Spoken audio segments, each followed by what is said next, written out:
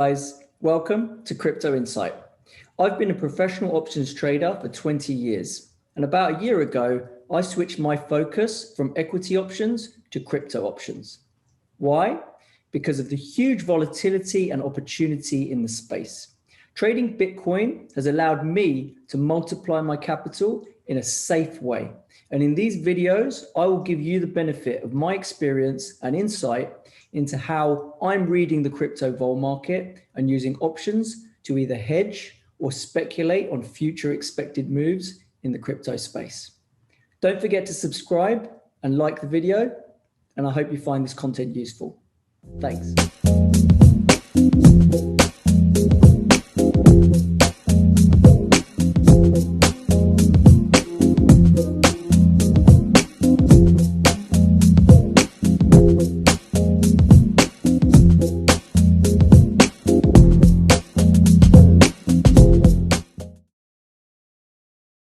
Crypto this week.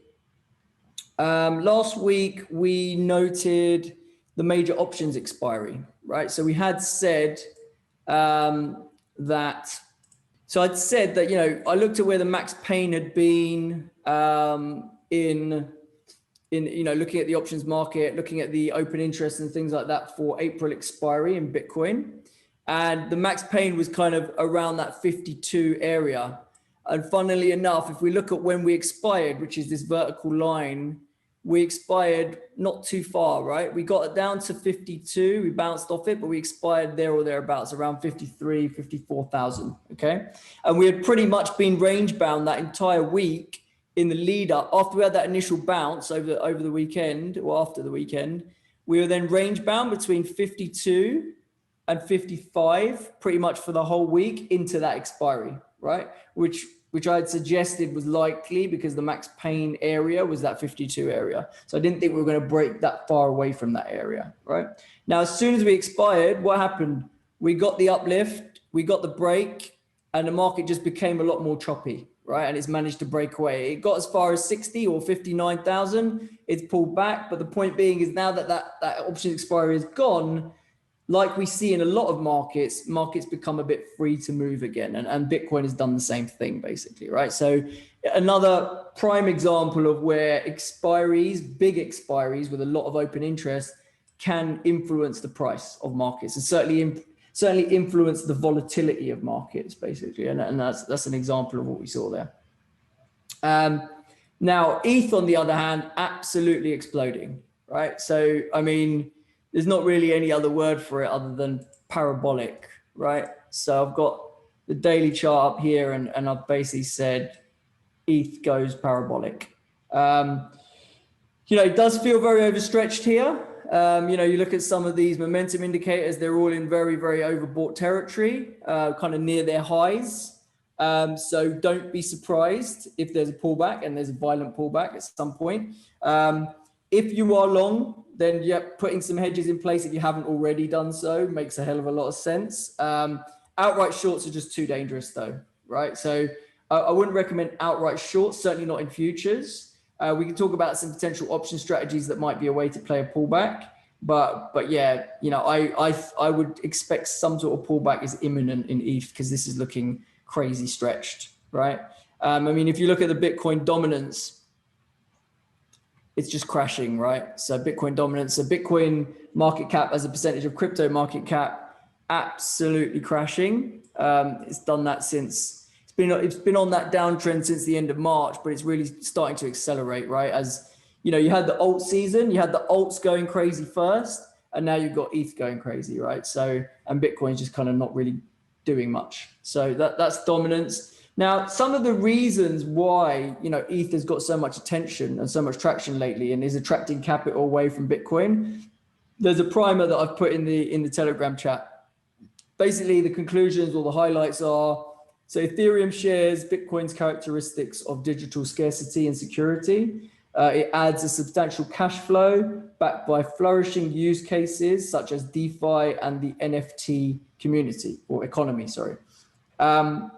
After the planned upgrade, which should happen by the end of this year, ETH will be much more profitable in terms of the cash flow that it generates and environmentally friendly, which is a big one because a lot of the criticism of Bitcoin and why people think it's going to be, you know, a lot of governments are going to start trying to ban it more and more is because, and they're going to use the environmental argument as why they're doing it. You may not be able to have that argument with Ethereum, right? So that might steal market share away from Bitcoin if it doesn't have that problem, basically, or that shortfall. Greater transaction fee revenue combined with a high profit margin may act as an imminent catalyst to cause the ETH to reprice significantly higher, right? And then if we look at that spread, obviously that I always look at the Bitcoin Ethereum spread price, I had said that I thought the longer term target for this thing that we were heading to was around 0.059, 0.06. We've managed to get there in a week, right? When we took out that level at 0.046, you know, I didn't expect us to do what we've done in a week, right? But we've done it. So, you know, smashing through levels, long-term levels, God knows where it wants to end, right? I mean, there's another level probably around 0.08, but that would be, you know, again, another 20, 30% outperformance, you know, of Ethereum, which I guess some people are thinking is very possible, right? So that's, you know, you can't really stand in the face of it, right? Given what the spread's doing in terms of its chart, you know, you don't want to stand in the way of that price action. Like I say, if you've been long, and luckily I have been a bit long, having your hedges on and kind of taking a lot of your exposure down and waiting for a pullback is sensible, but don't be surprised if this thing runs another 20% in short order, basically. Okay, so that's kind of what's been happening with ETH and Bitcoin. What about the volatility curve, right? So if we bring up the vols, Bitcoin vols. So if we look at the term structure, what do we got here? So if I expand this one, so you can see, so a week ago was the brown curve. That was the term structure where you had the kind of May down in the 60s, and then you had the back end of the curve, well, not back, but say September around that kind of mid 70s, high 70s level. Quite a steep term structure. You've seen it's much flatter now, basically, right? So the curve is flattened by virtue of the short end going higher and the back end repricing a bit lower, basically, right? So flattening of term structure in Bitcoin.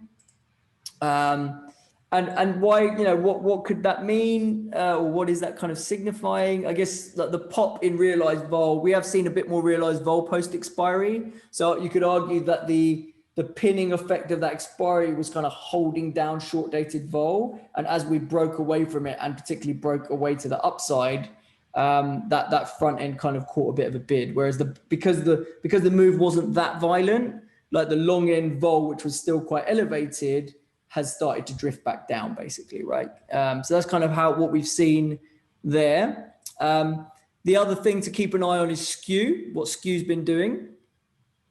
So, you know, if you bring up kind of the 3-month skew as well, expand this chart here, you can see that the kind of levels, if I zone in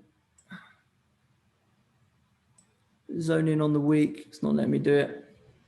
Okay, but if I zone in on the week, you know, you can kind of see skews in general have been for puts in the super short dated stuff in Bitcoin. So the 7-day and the 30-day stuff is pricing, you know, more heavily for puts. So, you know, 30-day puts, for example, 2 vols over calls. 7-day puts are 8 vols over calls, but then if you go to 90 days, which is like the 3-month stuff, the calls are still 7.5 vols over, right? So the Bitcoin skew surface is basically saying to you, bit cautious, bit nervous in the short term of further correction, but longer term, we still like the upside, right? So still a bullish outlook on the longer term, it seems, but short term, cautious and in need of hedges, basically. So that's where that bid for those puts come from people who are hedging, similar to myself, right? Okay, so that's what the Bitcoin volatility is telling you. Ether's telling you a different story though. So if you look at what Ether's saying, obviously vols exploded, right? On the move up, realized vol, 7-day realized vol hit 175. And if you want to have a look at the term structure, from like a week ago.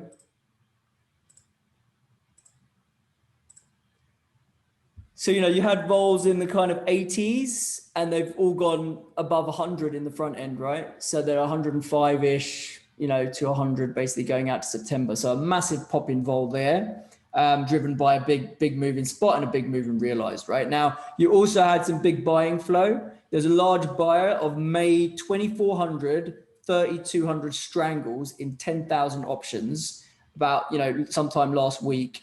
And, you know, that triggered a bit of a rip higher in the volatility because they paid up for that to get that size done.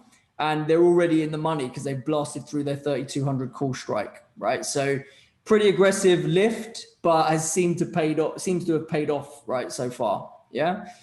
So that's been the activity and the flow going on in that market. And again, looking at the skews, call skew very, very prominent in Ethereum. You know, people, very different outlook. Very bullish outlook. If I add the 90-day as well. So you can see, you know, you look at all of those numbers and you're looking at 20, on the short dates, you're looking like 20 vols for the calls trading over by 20 vols. In the 90-day, 30-day, 16 vols. Actually, in the 7-day stuff, the calls aren't quite as much of a premium because I guess, you know, people who are long might be protecting themselves by buying some super short dated puts because they think the market's a bit stretched. But yeah, you know, call skew very prominent in Ethereum, still telling you that they still see loads of upside in Ethereum, right?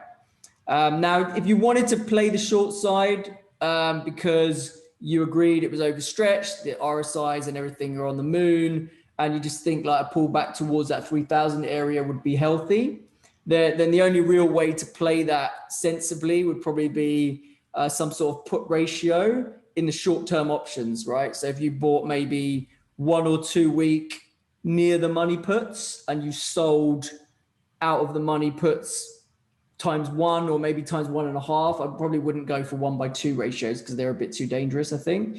But 1/1.5s give you a decent cushion, allow you to kind of benefit from the expensive vol and set up relatively nice risk rewards and break evens, right? So I actually did one myself, or actually I started trying to do one. I haven't quite got completed on the order yet, but something along the lines of a 3,300 put, selling the 3050 put ×1.5. That gives you 250 points of potential upside if we pull back, gives you a break even on the downside of like 2,500. So you're not going to get into trouble until we drop all the way back down there. And it costs, you know, in the order of magnitude of like $30. So $30 to make $250 with a break even pretty far away, like 1,000, you know, not about 800 to 1,000 points down, right? So that's kind of how I would structure a super short dated pullback trade in Ethereum. Thanks for watching, guys. If you like this content, please subscribe to our channel, give the video a thumbs up, and hit the notification bell so you don't miss out on future videos. I'd also encourage you to sign up for a free trial to our live and interactive Macro Insight Zoom call. As part of our trading community, as well as the call, you'll also get access to our Telegram chat and our weekly market reports. To find out more, you can also connect with us on the socials. All the links are at our website, www.options-insight.com. Thanks.